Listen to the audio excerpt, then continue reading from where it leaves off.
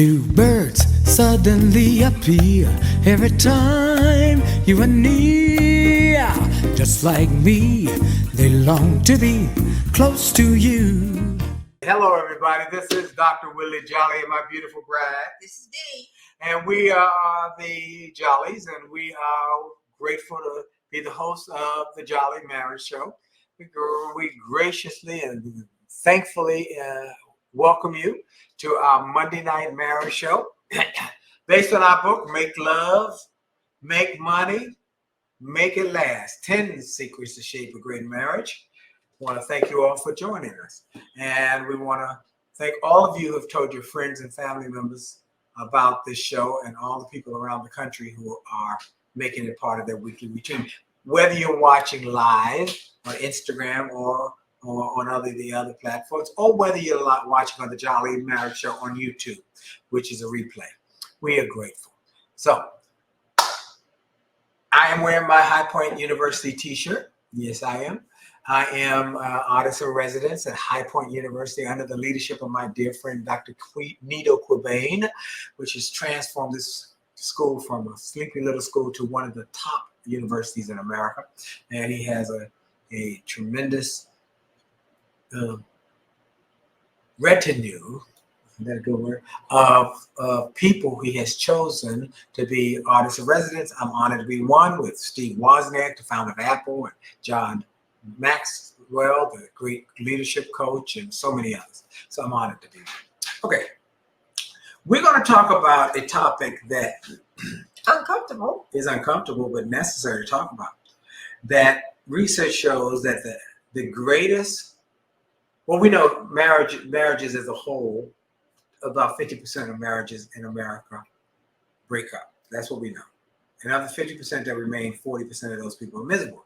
But we've done some research and found that there is a group of people who have a certain subset of all Americans who have a higher than 50% divorce rate, and it's growing. Well, there seems to be a more concerning issue because there are quite a few articles about that now. Right. It's a big issue, and we want to talk about it and maybe help prevent it, because there's some things to do, not only for those who are in the what we call the. Well, let's talk about it. And then go ahead.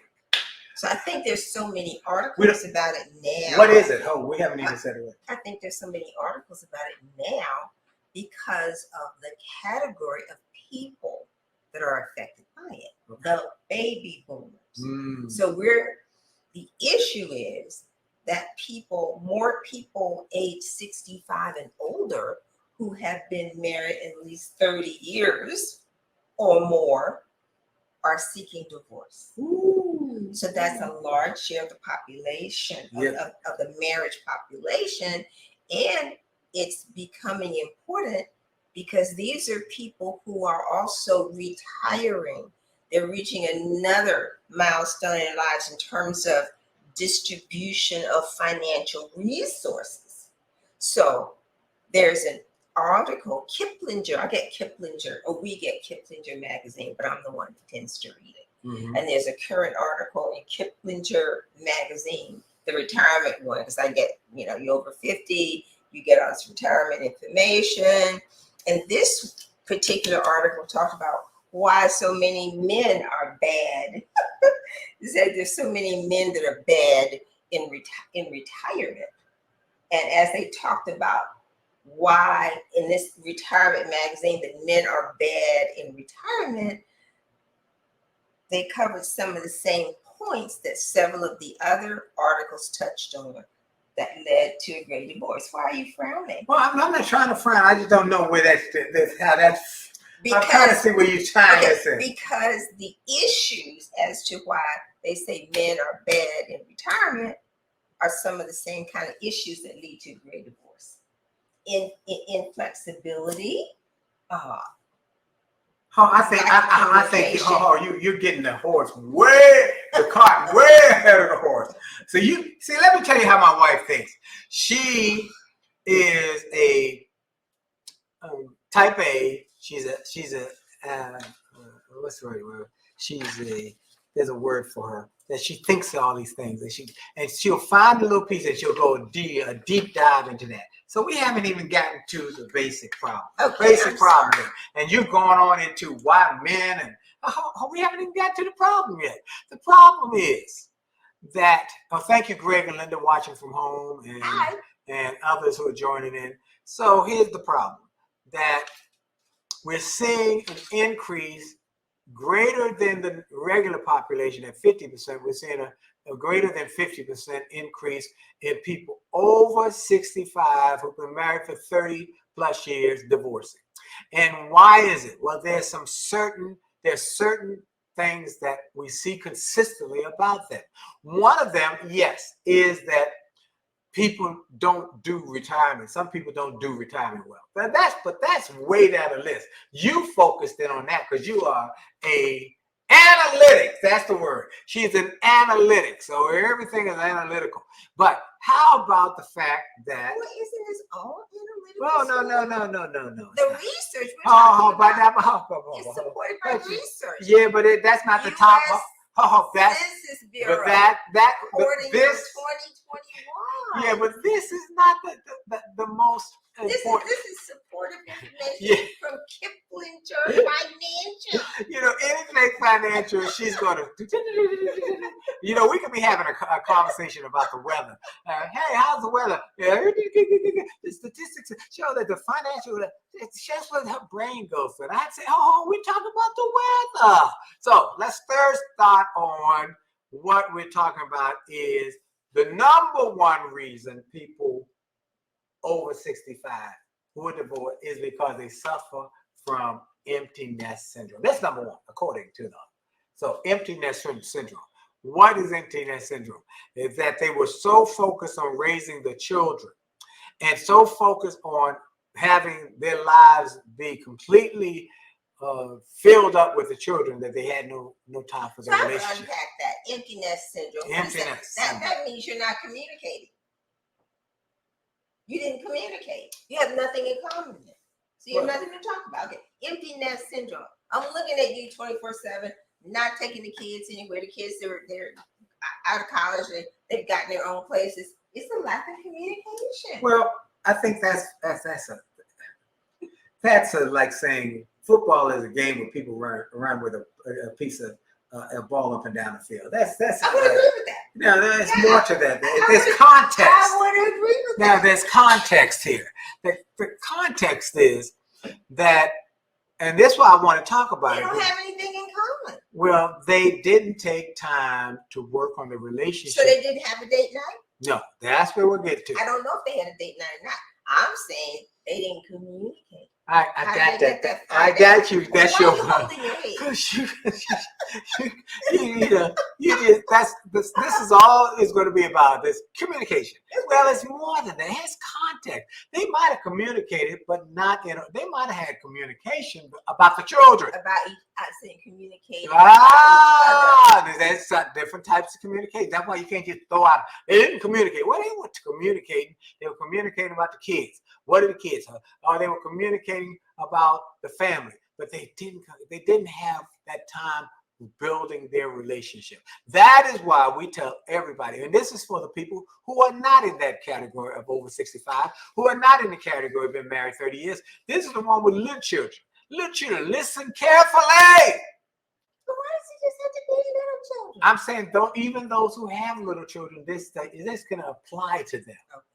That even if you got little children, and you're way away from retirement, and you're way away from being 65, make sure you have a weekly date night. Well, people say, well, we got the children, and they need our time. We learned early on. Now, we are over 65. You are.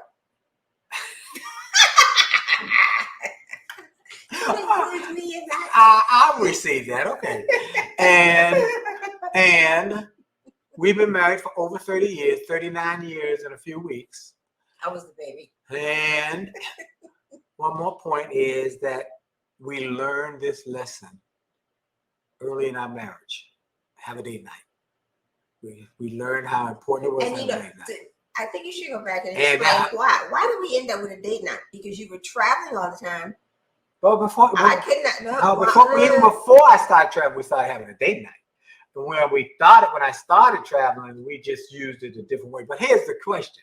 Now, what were you going to say? Because I don't want to. I was going to say a date night became a necessity because we discovered we did not have time just to talk. Okay, because you were maybe you weren't traveling on a plane, but you were gigging, so you were a nighttime person, and I'm a daytime person because I was working on that's fair. That's fair. Stuff.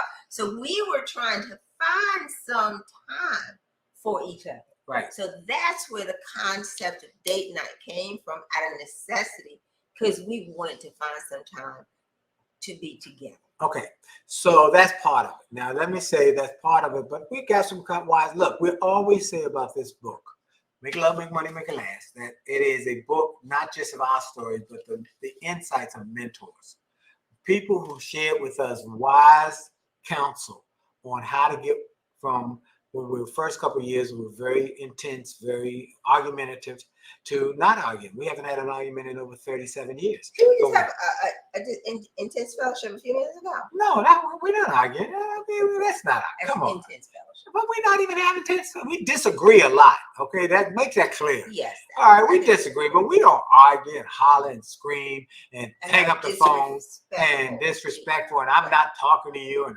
slamming doors and all that kind of drama. We disagree. Y'all just saw an object lesson.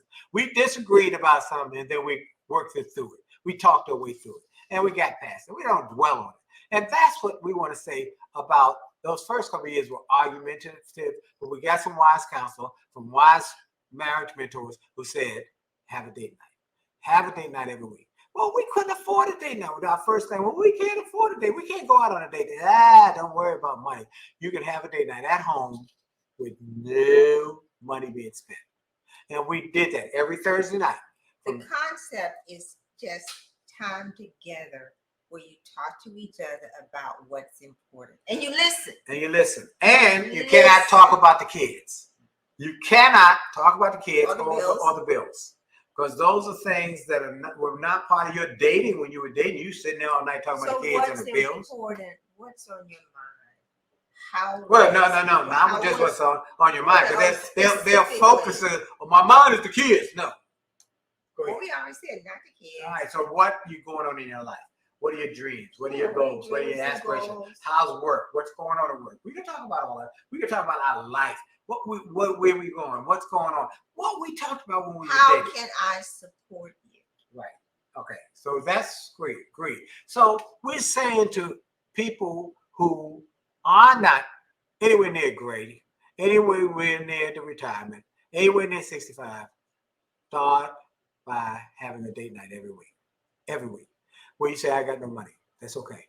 What we did was you want to share your goals and dreams. Let me finish this. What we did. 9 to 11, we watched Hill Street Blues and LA Law. I think there's some people that never heard of it. They never heard of it. Some of them never heard of it. But it was Thursday night television, must-see television. We watched it every Thursday night at 9 o'clock. We had Jiffy Pop popcorn. Again, another thing most of you don't know because back then we could get a whole big tank. I think it was 49 cents. That was pre-microwave. Oh, that was pre-microwave. No microwave. Microwave? What the heck is that? That was pre-microwave. You have the Jiffy Pop. You put it on the stove. Aluminum foil on the top. Yep, and you shake it, and cook it on the stove. Kind of heat it up on the stove, and it pop, and then when it stops popping, you pop. And that costs less than $1.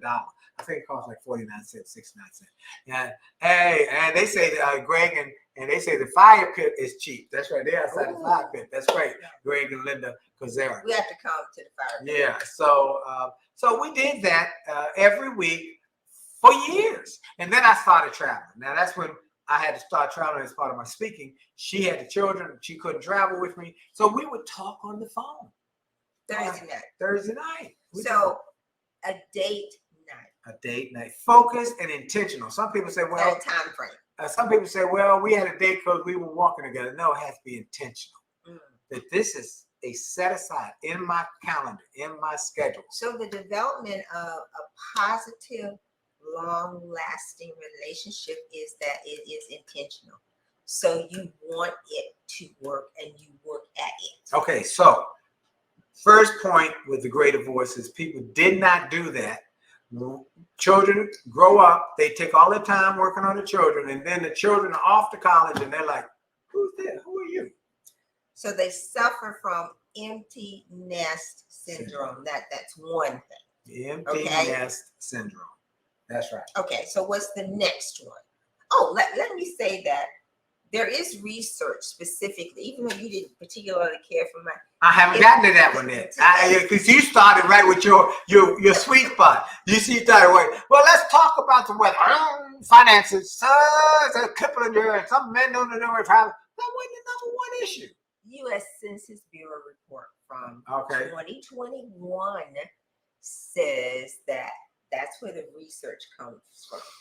That there are more of the baby boomers age 65 and older who are seeking divorce, and then the reasons as to why. All right, so we got that. We got that. Number one was due to empty nest. Number two. Kind of a toss-up between, and I want to go to the financial differences. Well, let's talk about the. Okay, financial differences. No, first is infidelity after empty nest. It was infidelity. People who seeking company, maybe because, let me tell you, maybe it's because that's a byproduct of one person or somebody losing focus, losing focus, and the other person has a person at job who at the job who gives them attention, who makes them feel valued, makes them feel important. Because let's deal with the one. Go ahead, because the spouse at home might not have time because they're shuttling the kids here and there, or they lost interest. It's lack of focus. Like a couple, we don't counsel, we mentor. A couple we were mentoring, they were married 37, 38 years, and the husband felt embarrassed, disrespected, so started going to a sports bar to watch a football game.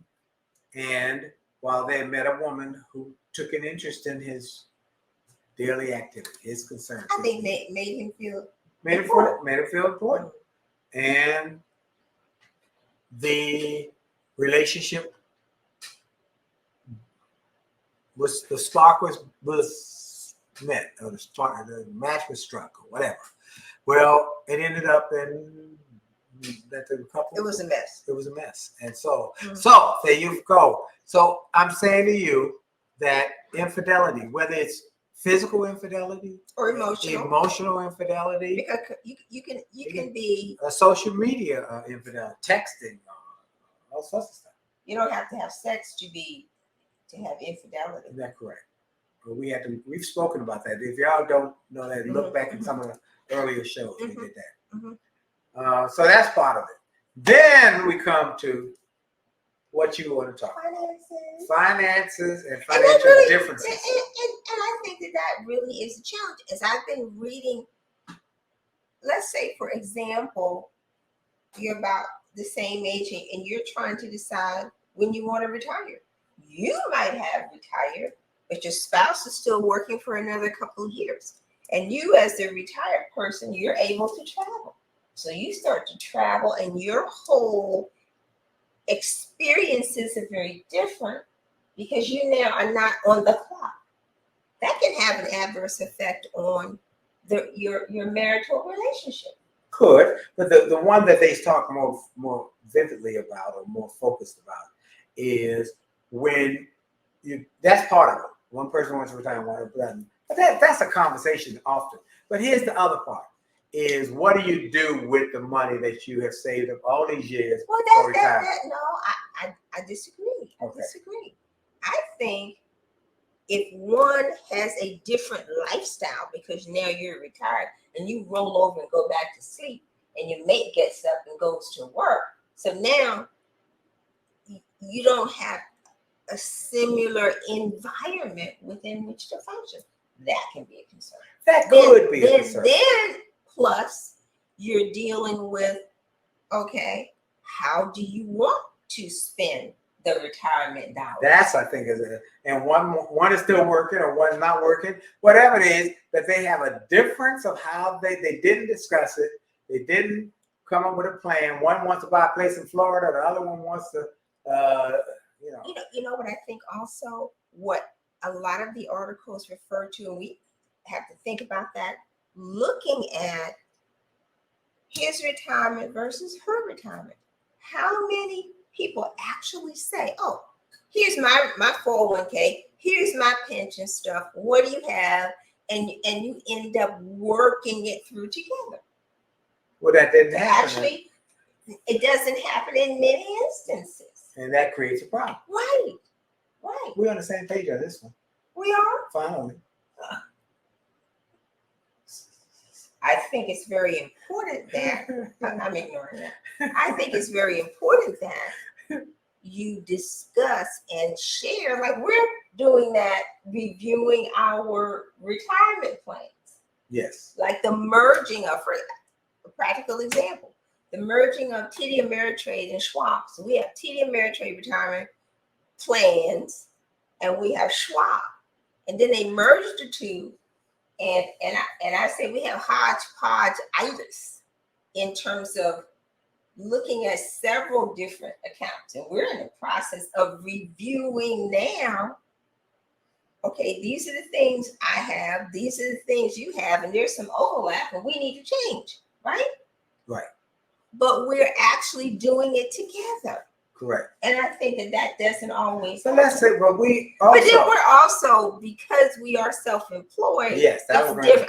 that's why I want to make sure people, because we're self-employed, and I really enjoy doing what I do, and I don't have a timeline when I'm retiring. If I were retiring, I might slow down, but I love giving speeches. I love writing books. I love doing radio. I love inspiring people. But you still got to count the money. It's what I'm saying. Well, what we do is just, but I don't have a timeline to retire. I do want to slow down at some point. I definitely don't want to travel like I used to. So the dollars and what the retirement accounts look like are still very. Yeah, but what we're gonna do with the money once I slow down? Let's say once we slow down. What do you mean? What are you gonna do with the money? In other words, what's the plan? Will we have a difference of opinion and have an argument or a disagreement about, I want to get a place in Florida, and you say, well, right now, you say, let's say you want to go to, you don't have a place you want to go. No, I don't. But let's say you wanted to use the retirement money for fixing up this house. I don't want to do that either. What do you want to do with the money then? I want to look at it. It gives me a feeling of security. Okay, so I say that's okay, now. And I want to go get a place in Florida. Since she brought that up, yeah. I'm like, okay, you get a place, so long as you can pay cash for it, no debt. All right, so that's how I pay cash, but that money got to come out of that retirement account. That cash. And you won't be getting a place in Florida.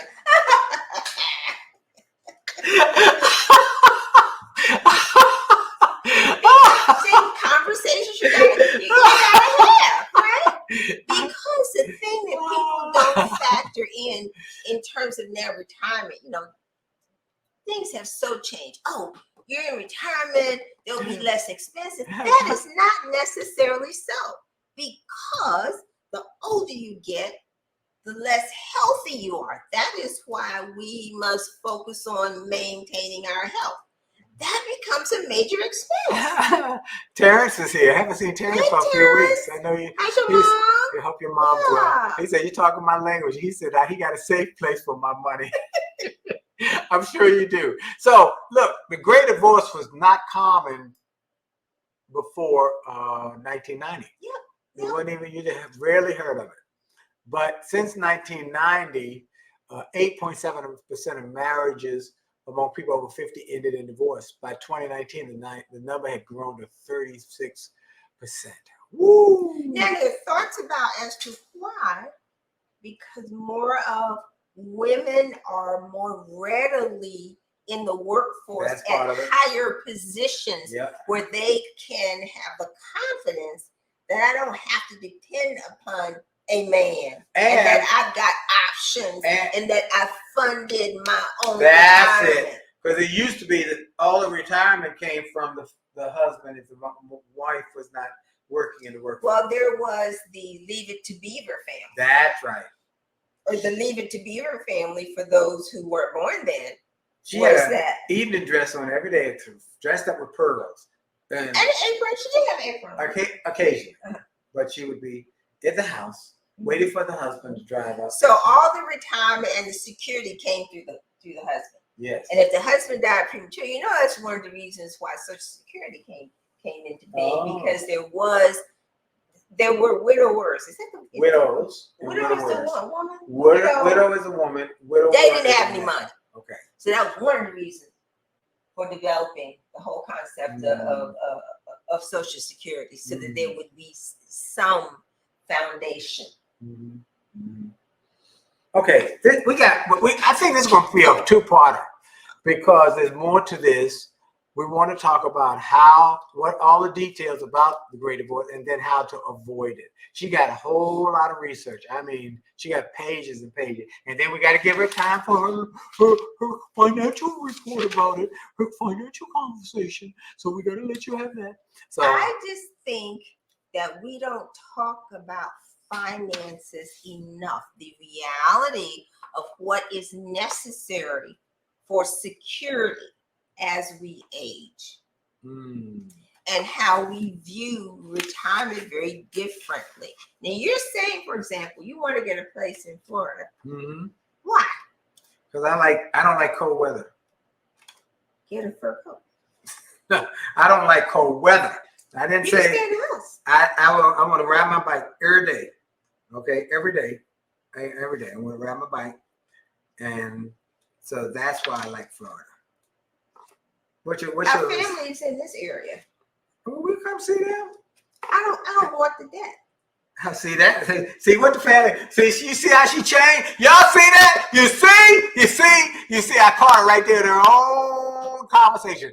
She said part of it is my family's not here. Well, we're gonna see. I don't want the debt. That's really what it is. I really don't want the debt. Financial security. You told me I could pay for it. If I pay for it. Yeah, but then you just told me out of the retirement. It's not gonna work.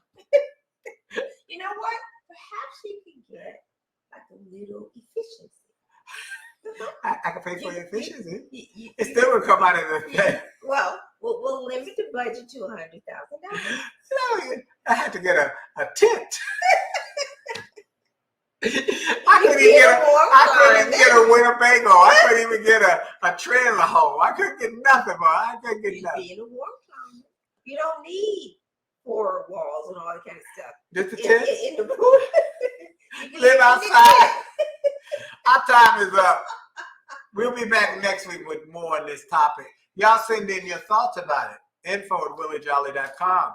And if you got issues, by the way, also info@williejolly.com about other topics so we can address them in the upcoming week. info@williejolly.com. We are still looking for sponsors who want to be part of this program, because we want to help you, Mr. or Mrs. Sponsor, grow your business by helping you get your word out to more of our viewers and listeners. So if you're interested, info@williejolly.com, and we'll talk about what it takes to be a sponsor for the Jolley Marriage Show. And then we're also going to have a seminar. We're going to have an event. A lady called the other day and said, I came to one of your events and it was life-changing, a marriage event. And you haven't done them since. Because we were busy. We got the one-man show. We got my speaking. I'm back to speaking. We got our books. We got a lot of stuff. I got my radio. My radio shows have expanded, now syndicated, as well as XM and podcasts. Lots going on. So, but we're going to do it. And then I'm also an artist in residence at High Point University in High Point, North Carolina, under the auspices of Dr. Nito Cobain. Okay. We'll see y'all next week. Anything else I have to tell them, Dee? June is wedding month. Ah. And it's also quarterly payments are due. Quarterly tax payments are due. A wedding, marriage, finances. We got to go. We'll see you later. Y'all have a great week on purpose.